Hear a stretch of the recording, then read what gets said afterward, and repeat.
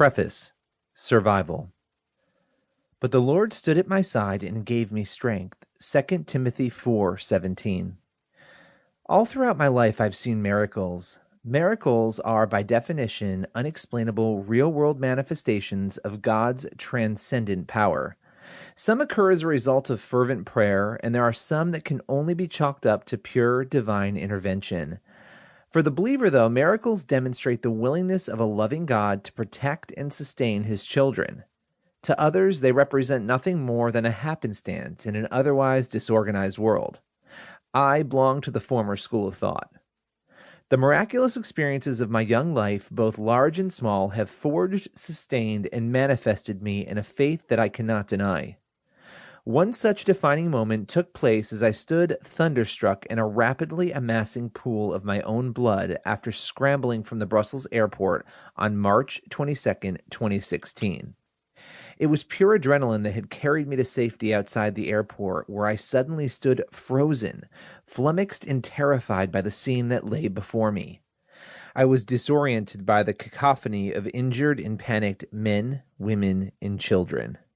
I was so overwhelmed by the chaos around me and the feedback I was getting from my own injured body that I stood motionless, detached and unable to comprehend what was occurring right in front of me.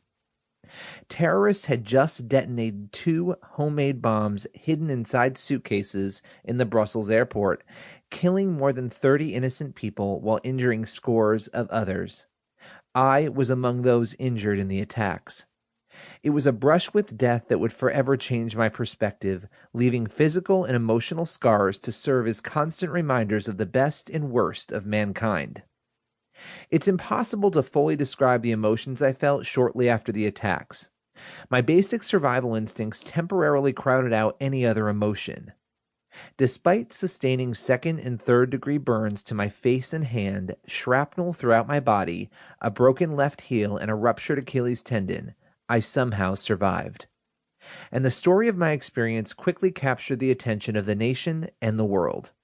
Once the U.S. media discovered that I was an American citizen, I received dozens of requests for interviews.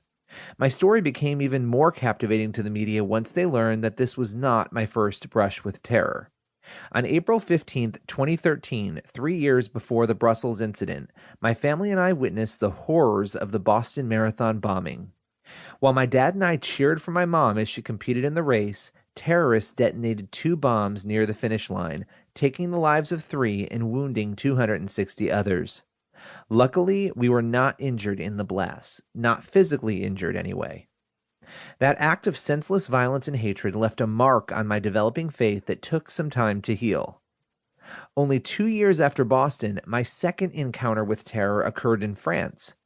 I had been extended the invitation from my church to provide Christian service to the people of France and surrounding areas for a period of 2 years.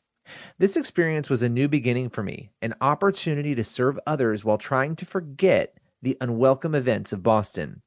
My faith in God and in people was recovering when another blow shocked its tender roots. Before the November 13, 2015 assault on Paris that killed 130 and wounded hundreds of others, I regularly made the trek to Paris and had observed firsthand some of the unrest that had been escalating at the time. I had no inclination that such a horrific terror attack would unfold, and was stunned when it did. The fateful day arrived as terrorists wreaked havoc on the beautiful city of Paris.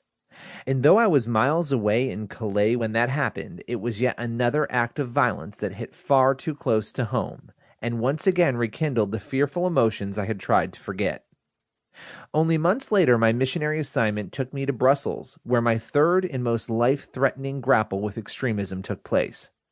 Instead of witnessing the explosions from a distance of yards or miles, I was mere feet away from the epicenter.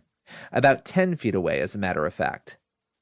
Within the pages of this book, I will explain the details and circumstances of each attack as I remember them. The retelling of my experiences only led to more questions. For example, how could one young man have witnessed so many high-profile terror attacks and lived to tell the tale? During my painful recovery, I entertained calls from several local and national news outlets such as Fox News, ABC News, 2020, CNN, Good Morning America, CBS News, and many others. To date, I've remained relatively quiet, but I now feel it's the right time to break my silence.